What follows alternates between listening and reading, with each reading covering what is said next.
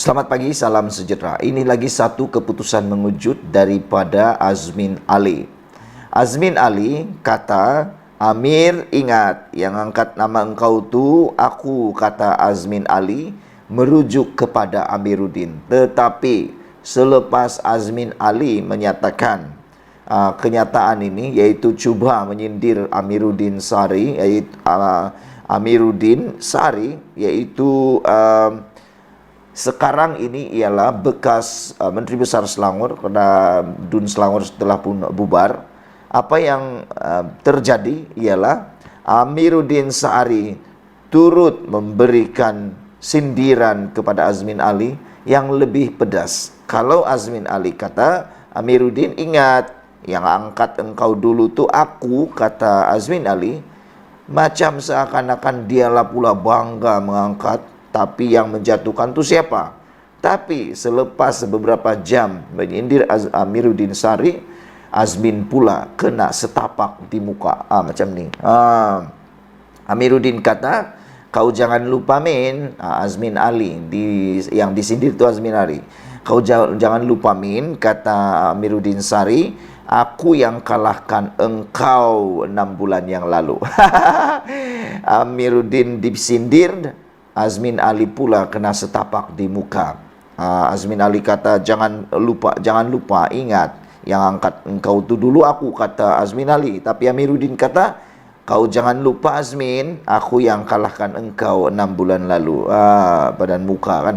Datuk Seri Amiruddin Sari sebentar tadi memulangkan paku buah keras apabila mengingatkan Datuk Seri Azmin Ali bahawa beliau pernah mengalahkan pengerusi Pakatan Nasional PN Selangor itu pada pilihan raya umum ke-15 pada November lalu. Komen Menteri Besar Selangor itu menyusul hanya beberapa jam selepas Mohammed Azmin mendedahkan bahawa beliau bertanggungjawab mengemukakan nama Amiruddin yang juga ahli Dewan Undangan Negeri Adun Sungai Tua kepada Istana untuk dipilih menerajui kerajaan negeri selepas PRU 14. Mengulas lanjut, Amiruddin yang sebelum ini dikenali sebagai anak didik Mohammed Azmin Ali berkata, aspek pelaburan di Selangor juga lebih baik dengan pencapaian sehingga RM18 bilion selepas bekas ahli Parlimen Gombak terbabit meninggalkan negeri itu pada tahun 2018. Amiruddin kata, kau jangan lupa Min, Azmin, aku yang kalahkan engkau 6 bulan lalu.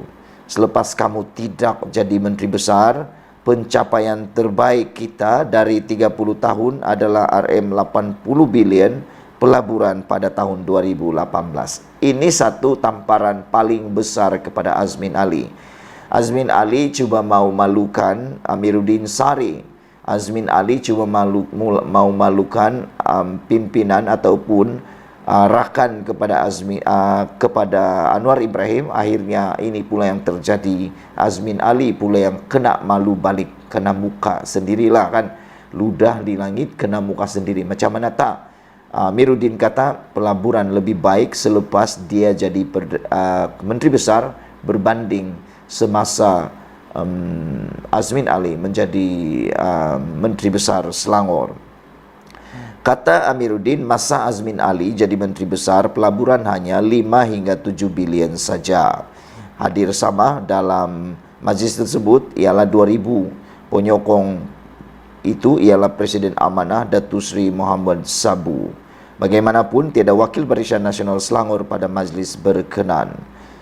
Pada November lalu, Amiruddin yang juga pengerusi PH Selangor merampas kerusi Parlimen Gombak daripada Azmin Ali dengan memperoleh 72,267 undi.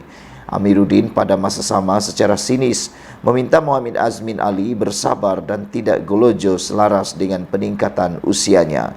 Susah orang ni, kadang-kadang nak makin tua dia jadi penyabar. Ini makin tua makin golojo, susah nak cakap, kata Amiruddin lagi. Umur sudah nak masuk 60 tahun, tidak lama lagi nak masuk skim usia emas. Sabar sikit Min, kata Azmin, kata Amiruddin Sari. Jadi saudara, itulah dia keputusannya. Selepas Azmin Ali cuba malukan pimpinan Anwar Ibrahim, pimpinan ialah pimpinan yang diterajui oleh Anwar Ibrahim. Akhirnya Azmin Ali pula yang kena setapak. Pada mukalah kan Azmin Ali kata, Amiruddin jangan lupa aku yang angkat engkau dulu. Tapi Amiruddin kata, kau pula Azmin Ali jangan lupa aku yang kalahkan engkau 6 bulan. Dan Amiruddin kata, masa kau jadi menteri besar, masa kau jadi menteri besar, pelaburan di Selangor hanya 5 hingga 7 bilion, 8 bilion. Tapi saat dia menggantikan Azmin Ali, dia telah berjaya mendapatkan pelaburan sehingga 18 bilion. Pada muka malukan orang kena sendiri kan. Sekian dulu untuk kali ini. Jangan lupa tinggalkan komen Anda, tekan butang subscribe. Kita jumpa lagi. Bye-bye. Selamat pagi, salam sejahtera. Terima kasih karena bersama dengan saya di Nazilin Unity Channel. Saudara-saudara sekalian, ini satu pendedahan daripada mahkamah yang menyatakan RM 44 juta ditemui di pejabat rumah bekas pengarah Jabatan Air Sabah. Ini betul-betul satu kes yang luar biasa. Bayangkan ada duit RM 44 juta tunai. Tunai ya saudara. Ini bukan duit online.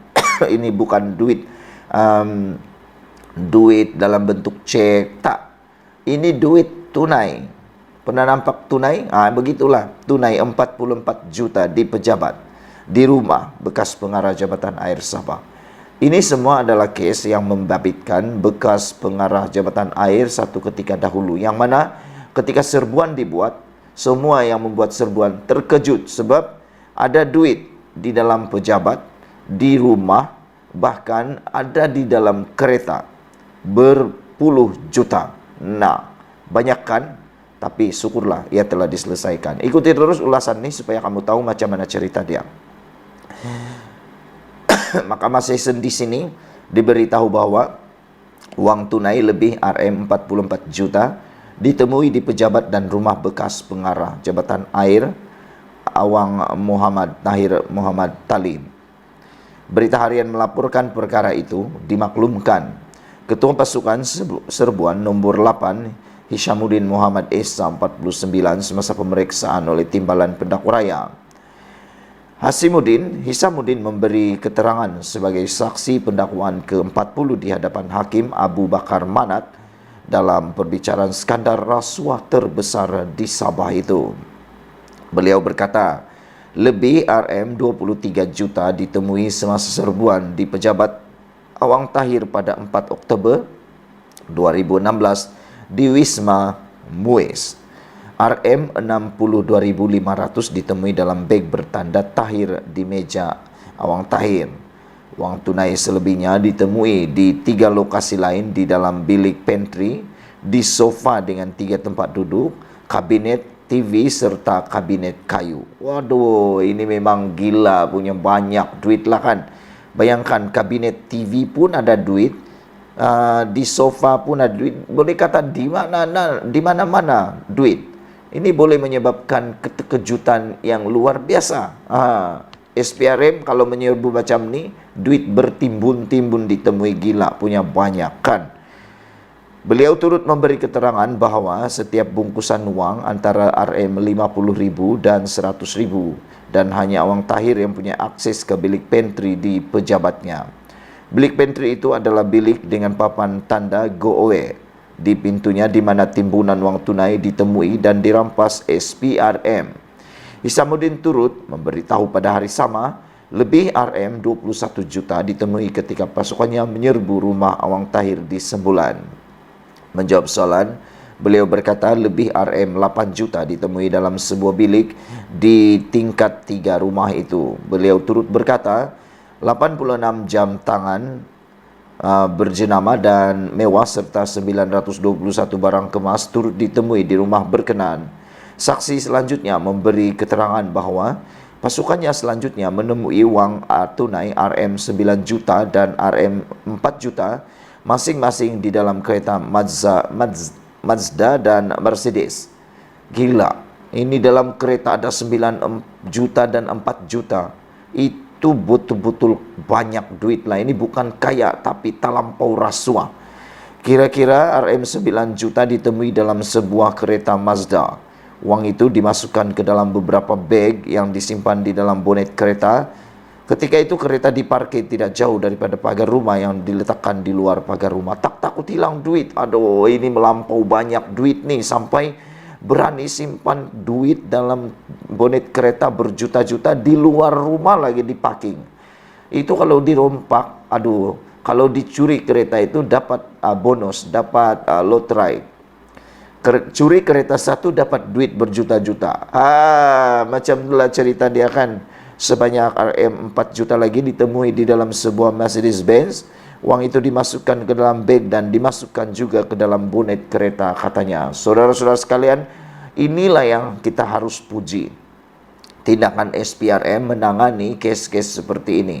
Karena perkara-perkara beginilah yang menyebabkan ketirisan uang jabatan air. Sehingga Sabah banyak tempat yang tiada air gara-gara ada rasuah yang menular, yang teruk macam ni. Kita harap apa yang berlaku ini menjadi teladan kepada semua. SPRM menyerbu rumah ini menjumpai bertimbun uang. Wah, gilalah. Sekian dulu untuk kali ini. Jangan lupa tinggalkan komen dan tekan butang subscribe. Kita jumpa lagi. Bye-bye.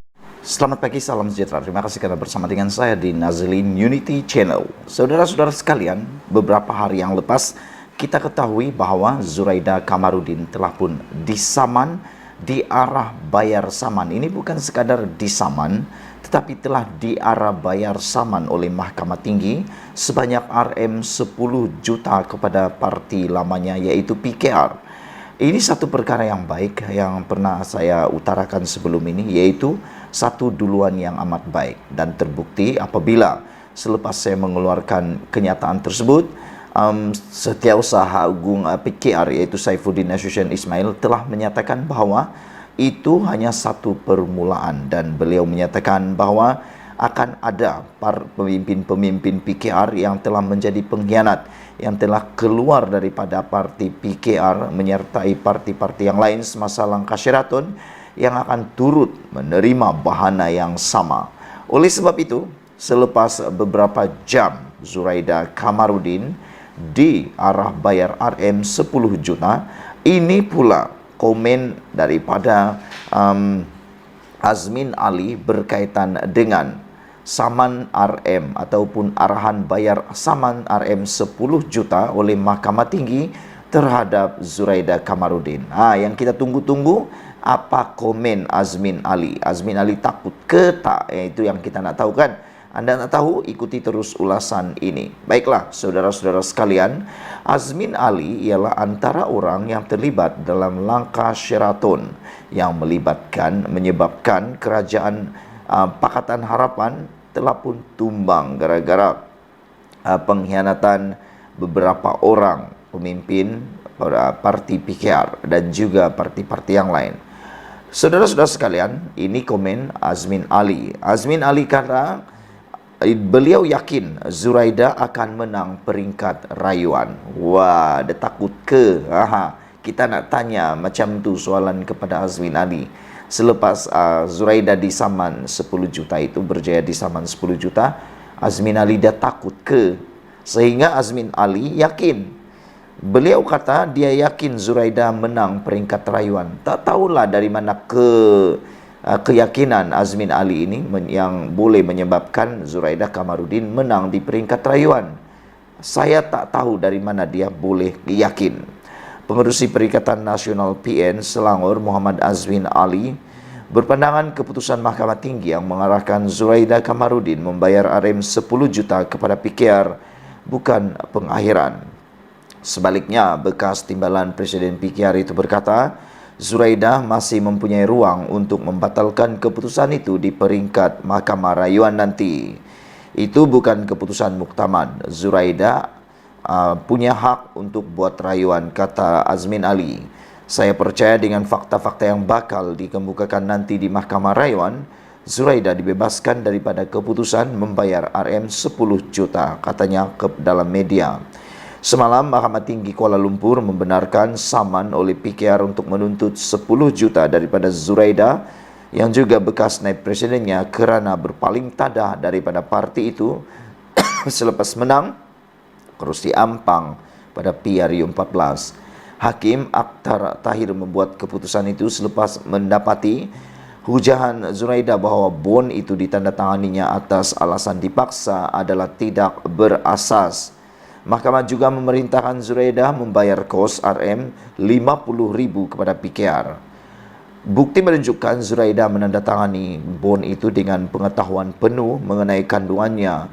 Zuraida menandatanganinya secara sukarela kerana mahu bertanding dalam pilihan raya atas tiket PKR, kata hakim. Sementara itu, Azmin ketika ditanya sama ada akan bertanding dalam PRN Selangor, beliau berkata dia menunggu arahan daripada pucuk pimpinan Bersatu. Azmin ni tarik tali lah kan, on off. Baru-baru ini dia menyatakan dia macam mau berehat daripada politik dan seakan-akan tak mahu bertanding. Tiba-tiba pula dia kata tunggu arahan daripada pucuk pimpinan. Penyandang kursi DUN Bukit Antarabangsa itu berkata, meskipun sebelum ini mengumumkan untuk bercuti seketika daripada politik, dia akan akur untuk bertanding jika diarahkan oleh partinya. Sebagai orang parti, saya akan patuh kepada arahan parti. Saya tunggu arahan parti, kata beliau. Jadi saudara-saudara sekalian, itu dia komen daripada Azmin Ali. Tak tahulah dia mula takut ke tidak, tapi yang pastinya dia yakin Zuraida boleh menang dalam peringkat rayuan. Apa pendapat anda sekalian? Adakah Zuraida akan menang? Pada pendapat saya, Zuraida tak akan menang dalam peringkat rayuan kerana bukti di dalam kes ini amat jelas. Kita jumpa lagi. Bye-bye. Selamat petang, salam sejahtera. Terima kasih karena bersama dengan saya di Nazili Nudity Channel. Isu yang hangat pada petang ini daripada media sosial ialah apabila seorang pemimpin DAP iaitu Tony Pua menulis dan menggelar Barisan Nasional sebagai pakatan yang korup dan menyatakan bahawa beliau kata harap PH bentuk kerajaan sendiri. Sebelum saya teruskan ulasan kali ini, jangan lupa tinggalkan komen anda, tekan butang subscribe. Saudara-saudara sekalian, ada dua perkara isu pokok dalam ulasan kali ini. Pertama, siapa liability dalam kerajaan perpaduan pimpinan Anwar Ibrahim pada waktu ini? Adakah DAP ataupun UMNO Barisan Nasional itu sendiri? Sebelum anda memberikan apa-apa ulasan, anda jawab dulu dua persoalan ini. Siapa liability di dalam kerajaan perpaduan ini? Adakah DAP ataupun UMNO Barisan Nasional? Jika anda dapat menjawab dua persoalan mudah itu, anda akan ikuti dan anda akan dapat mengulas politik dengan lebih baik. Kita akan berfikiran matang dan kita akan berfikiran terbuka. Walau bagaimanapun, tindakan Tony Pua mengecam ataupun menyelar Barisan Nasional dengan menggelar Barisan Nasional sebagai pakatan yang korup dan beliau berharap untuk PH bentuk kerajaan sendiri adalah satu komen yang amat sensitif dan amat melukakan UMNO dan Barisan Nasional yang mana pada ketika ini berada dalam kerajaan perpaduan pimpinan Anwar Ibrahim. Sehingga pada waktu ini timbul pelbagai persoalan besar yang berkait dengan perkembangan terkini Tony Pua menggelar BN Pakatan Korup tersebut. Ada beberapa pemimpin daripada UMNO yang paling lantang iaitu Ashraf Wadi Dusuki dan beberapa pemimpin yang lain mendesak DAP jangan mencalonkan Tony Pua dalam PRN. Ada juga yang mendesak MCA atau MIC kalau saya tak silap telah pun mendesak DAP kalau berani, kata mereka, ambil hukuman yang paling setimpal dan berat terhadap Tony Pua. Dan mereka tidak keberatan untuk mencadangkan DAP memecat Tony Pua daripada kerajaan ataupun daripada parti tersebut. Walaupun Anthony Luke telah menyatakan bahawa kenyataan daripada Tony Pua itu tidak mewakili DAP, namun telah menimbulkan pelbagai persoalan besar dan lebih memanaskan lagi dunia politik Malaysia dikala kempen pilihan raya sudah bermula pada hari ini. Dan salah seorang yang lantang bercakap iaitu Isham Jalil juga mengatakan bahawa BN sedia untuk jadi pembangkang, DAP boleh tinggalkan UMNO. Saudara-saudara sekalian, apa yang menjadi persoalan kita ialah apabila Isham Jalil mengatakan perkara tersebut iaitu BN sedia jadi pembangkang, DAP boleh tinggalkan UMNO. Kita pun tahu DAP dan UMNO sebenarnya tak pernah bersepakat sebelum ini, sebelum terbentuknya kerajaan perpaduan. Tetapi oleh kerana titah ke bawah Duli Yang Maha Mulia yang di-Pertuan Agong, maka terbentuklah kerajaan yang menggabungkan seteru politik utama di Malaysia ini. Isham Jalil, ahli Majlis Kerja Tertinggi UMNO, mengatakan bahawa Tony Phua yang menggelar Barisan Nasional sebagai pakatan yang korup harus dibidas. Menurutnya, Tony Phua disarankan untuk memberi cadangan kepada pemimpin parti DAP supaya meninggalkan UMNO daripada kerajaan perpaduan sekiranya parti itu dilihat terlalu korup. Menjadi persoalan kita ialah kalau DAP meninggalkan kerajaan perpaduan ini, saya yakin kerajaan perpaduan ini akan tumbang. Kerana banyak kerusi dipegang sebenarnya oleh DAP berbanding UMNO. Tetapi kalau UMNO yang tinggalkan kerajaan perpaduan, tidak ada kesan langsung kepada kerajaan perpaduan ini.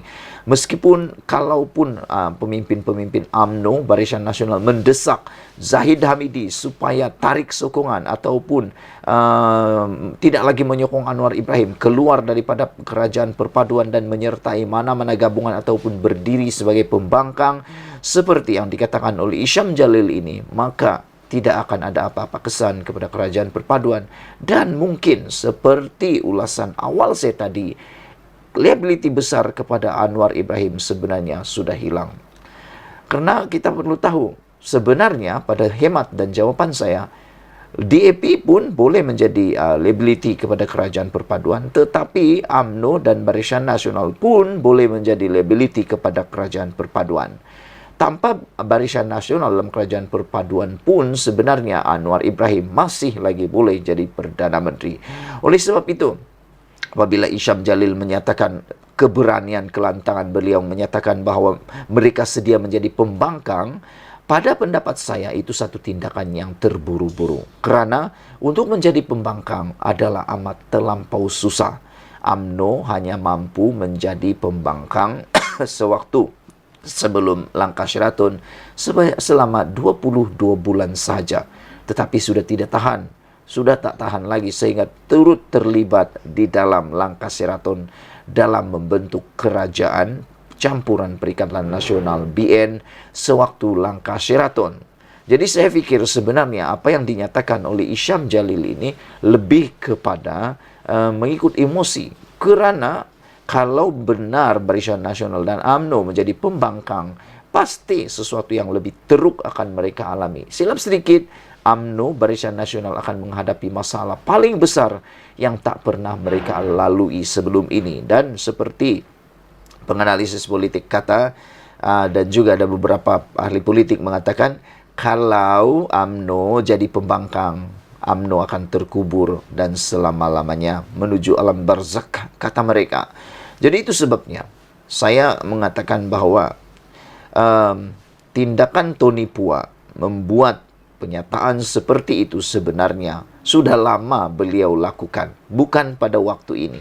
Sudah lama DAP sebenarnya terbiasa, sudah lama DAP menggunakan naratif seperti itu. Sejak sebelum lagi mereka membentuk kerajaan dahulu, sudah mereka gunakan naratif cerita seperti itu, yaitu Barisan Nasional Pakatan Korup.